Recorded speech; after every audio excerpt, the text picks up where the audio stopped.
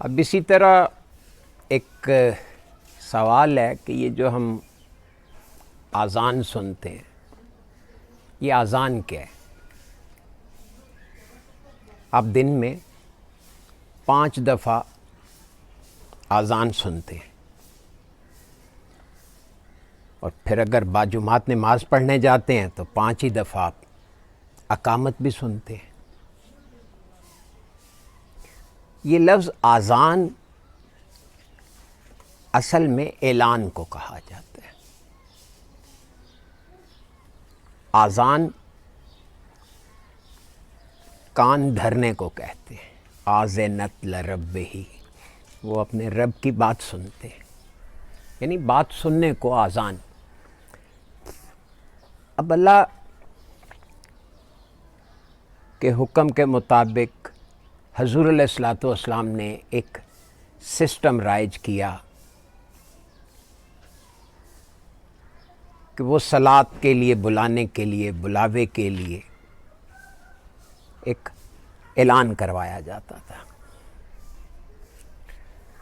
اب وہ سب کو پتہ ہے کیا الفاظ ہیں، اللہ اکبر 4 دفعہ، پھر کلمہ شہادت ہے، اور اس کے بعد جو 2 لفظ جن کی میں چاہوں گا کہ آپ ذرا توجہ سے اس کے میننگ سمجھ لیں۔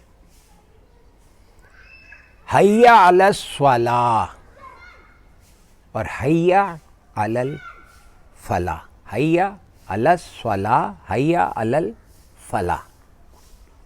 ہمارے ہاں اس کا ترجمہ یہ بتایا جاتا ہے،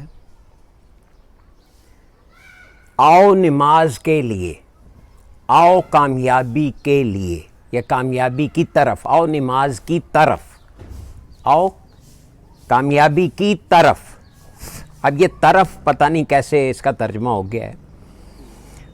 یہ 3 لفظ ہیں، حی علی الصلاۃ، حی علی الفلاح، 3 لفظ ہیں دونوں جملوں میں۔ اب ہماری تن آسانی کہہ لیں، سہل پسندی کہہ لیں، ہڈ حرامی کہہ لیں، کہ ہم نے آج تک خود غور نہیں کیا کہ ان 3 الفاظ کا اصل مفہوم کیا ہے۔ ان 3 یعنی الفاظ جو ہیں، 3 الفاظ کا یعنی ریئل میننگ کیا ہو سکتے ہیں۔ آؤ نماز کی طرف، اگر یہ مسجد میں اوپر گنبد میں چڑھ کے کھڑے ہو کے پکارا جا رہا ہے، تو جب اقامت کہی جا رہی ہے تو اس وقت کس کو کہا جا رہا ہے کہ آؤ؟ کیونکہ سارے نمازی تو وہاں کھڑے ہیں۔ سوچا کبھی؟ اقامت میں بھی تو آپ یہی لفظ بول رہے ہیں نا، اس میں کیا کہا جا رہا ہے؟ اب آپ کو بڑا زور کا جھٹکا لگنے لگا ہے، ذرا غور کیجئے، کبھی آپ نے سوچا نہیں ہے۔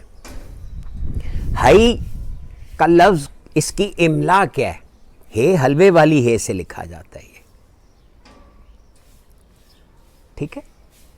یہ ہے 2 چشمی ہے نہیں ہے، وہ حیا، عربی میں حیا کہتے ہیں آ جاؤ، بلایا جاتا ہے، وہ 2 چشمی ہے سے لکھا جاتا ہے۔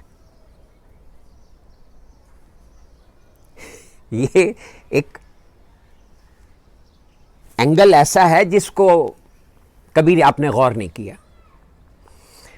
حی کہتے ہیں حیات کو، اور حیا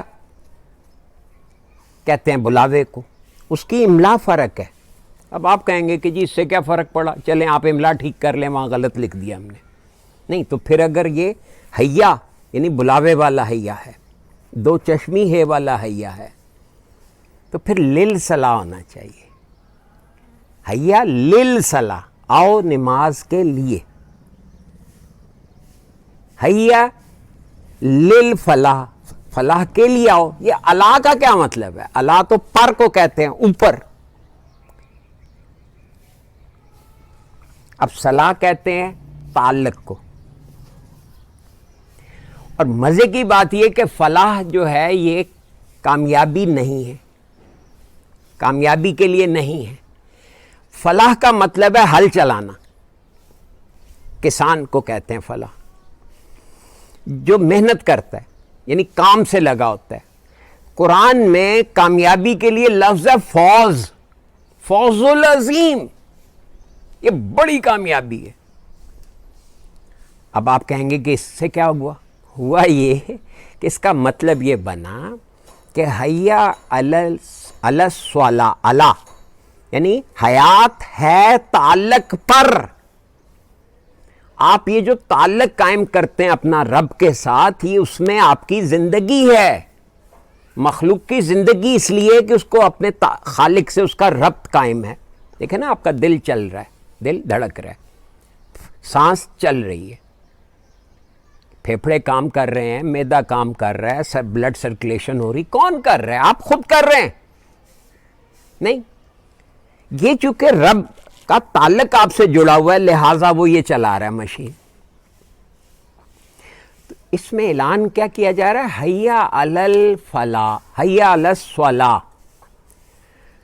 حیات ہے تعلق پر، حیات ہے تعلق پر. علی میں نے پر، حیات صلاۃ تعلق.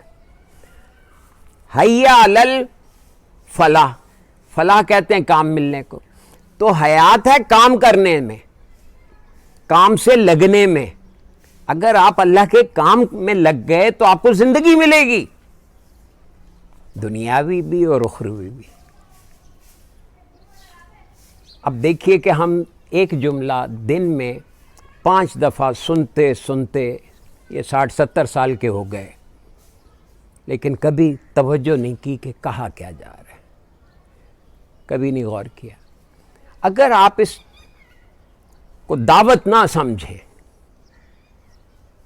جیسے وہ بعد میں دعا کرتے ہیں نا، رب ہذہ الدعوۃ التامہ، یہ دعوت کے بجائے اگر ہم اسے ایک اعلان سمجھیں.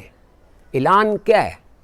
کہ اللہ ہی سب سے بڑا ہے، اور میں گواہی دیتا ہوں کہ اللہ کے سوا کوئی الہ نہیں. اور میں یہ بھی گواہی دیتا ہوں کہ اللہ کا رسول حضور علیہ الصلوۃ والسلام محمد جو ہیں وہ اللہ کے رسول ہیں اور اللہ کے بندے ہیں. اب یاد رکھیں، روحانیت میں بندہ، عبد، یہ نظام تکوین کا کارکن کو کہتے ہیں. نظام تکوین کے کارکن کا نام ہے عبد. جو حضرت موسیٰ کو کہا کہ جاؤ جا کے میرے بندوں میں سے ایک بندے سے ملو، تو من عبادنا، میرے بندوں میں سے ایک بندہ. اب اس کو بندہ اس لیے کہا کیونکہ وہ نظام تکوین کا بندہ تھا. تو لفظ بندہ جو ہے وہ روحانیت کے پرسپیکٹو میں بندے کو مراد ہے جو نظام تکوین یعنی کہ کائناتی نظام کو چلانے میں اللہ کی نیابت کر رہا ہے. اللہ نے اس کو کوئی ڈیوٹیز اسائن کی ہوئی ہیں اور وہ ان ڈیوٹیز کو پورا کرتا ہے. نیابت کا یہ مطلب نہیں کہ آپ تھانے دار بن کے تو ساری دنیا کو ڈنڈے مارتے پھریں، یہ مطلب نہیں ہے یہاں. اب آپ غور کریں کہ اگر آذان کا ہم درست مطلب لیں تو ہر دفعہ جب آپ آذان سنیں گے تو آپ کے ذہن میں کیا آئے گا؟ کہ اللہ مجھے کہلوا رہا ہے، مجھے سنا رہا ہے، سنوا رہا ہے کہ حیات ہے تعلق پر. ہم یہاں اپنے ساری تعلقات توڑے بیٹھے ہیں. بھائی بھائی سے ناراض ہے تو بیٹا ماں سے ناراض ہے، تو ماں بچوں سے ناراض ہے، تو بیوی خاوند سے ناراض ہے، خاوند بیوی سے ناراض ہے. یہ کیا ہے؟ یہ سب تعلقات ٹوٹے ہوئے. تو حیات کہاں سے مل جائے آپ کو؟ اور آپ کام تو کر نہیں رہے. وہ کام خاص طور پہ جو اللہ آپ سے کروانا چاہتا ہے، وہ کام جو آپ کو کرنے چاہیے. اب اللہ کہتا ہے کہ بھی پرسکون زندگی گزارو، زندگی میں سکون ہونا چاہیے. آپ کے ہاں سکون نام کی چیز ہی کوئی نہیں ہے. سکون کو حاصل کرنے کے لیے آپ کو کچھ کرنا ہے. پہلی چیز ہے سکون ہوگا تو آپ کوئی کام کر سکیں گے نا. بھی لکھنا پڑھنا بے سکونی میں تو نہیں ہوتا نا. بات کیسے سمجھ آتی ہے؟ جب آپ کا ذہن شانت ہو، سکون میں ہو. اگر ذہنی سکون میں نہیں، یہ کرنے کے کام ہے. آپ نے خود کو پرسکون رکھنا ہے، اپنے ارد گرد سارے لوگوں کو جو آپ کے متعلقین ہیں، جن سے آپ کا تعلق ہے، متعلقین پھر تعلق، جن سے تعلق ہے ان کو بھی پرسکون رہنے دینا ہے.